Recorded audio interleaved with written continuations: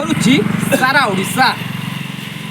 ରାତି ତାପମାତ୍ରା ଅପେକ୍ଷା ଦିନର ତାପମାତ୍ରା ସ୍ୱାଭାବିକ ରହୁଛି ଏବଂ ଆପଣମାନେ ଏପଟେ ଦେଖିପାରୁଥିବେ କିଛି ଛାତ୍ରଛାତ୍ରୀ ମଧ୍ୟ ସ୍କୁଲ କଲେଜ ଯିବାକୁ ମଧ୍ୟ ବାହାରୁଛନ୍ତି ଏବଂ ଦେଖିପାରୁଥିବେ ସକାଳୁ ମଧ୍ୟ ଜଗିଂ ମଧ୍ୟ ଠିକ୍ଠାକ୍ ଭାବରେ ହେଉଛି। ଆଜ୍ଞା, ତାପମାତ୍ରା ସକାଳୁ ସକାଳୁ ବଢ଼ିବା ଲାଗେ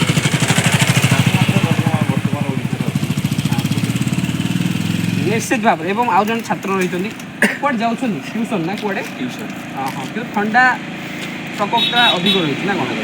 ହଁ, ନିଶ୍ଚିତ ଭାବରେ ଆପଣ ଶୁଣିପାରୁଥିବେ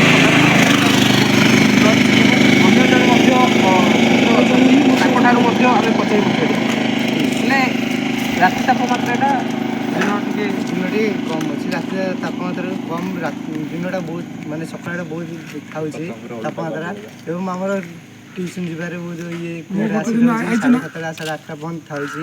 ବର୍ତ୍ତମାନ ଯିବା ଆସିବାରେ ଟିକେ ଅସୁବିଧା ଏବଂ କୁହୁଡ଼ି ତ ବହୁତ ତାପମାତ୍ରାରେ ରହିଥାଉଛି ଏବଂ ଆମ ଯିବା ଆସିବାରେ ଟିକେ ଅସୁବିଧା ଥାଉଛି ଆଉ ଏବଂ ରାତିରୁ ଟିକେ କମ୍, ସକାଳଟା ବେଶୀ କୁହୁଡ଼ିଆରେ ଥାଉଛି। ନିଶ୍ଚିତ ଭାବରେ ଆପଣ ଦେଖିପାରୁଥିବେ ସମ୍ପୂର୍ଣ୍ଣ ରାସ୍ତାଟି ମଧ୍ୟ କୁହୁଡ଼ିରେ ପରିପୂର୍ଣ୍ଣ ଭାବରେ ରହିଛି ଏବଂ ଯିବା ଆସିବାରେ ମଧ୍ୟ ଗାଡ଼ି ମଟର ମଧ୍ୟ କିଛିଟା ସ୍ୱାଭାବିକ ରହିଛି ଏବଂ ତାପମାତ୍ରା ମଧ୍ୟ ଦିନ ତାପମାତ୍ରା ଅପେକ୍ଷା ରାତି ତାପମାତ୍ରା ବଢ଼ିବାରେ ଲାଗିଛି। ବଳିଙ୍ଗିରୁ ଭିଡ଼ିଓ ଜର୍ଣ୍ଣାଲିଷ୍ଟ କପିଳାସ ନାୟକଙ୍କ ସହ ଜଗନ୍ନାଥ ପ୍ରଧାନଙ୍କ ରିପୋର୍ଟ, ଡୁମଣି ଟିଭି।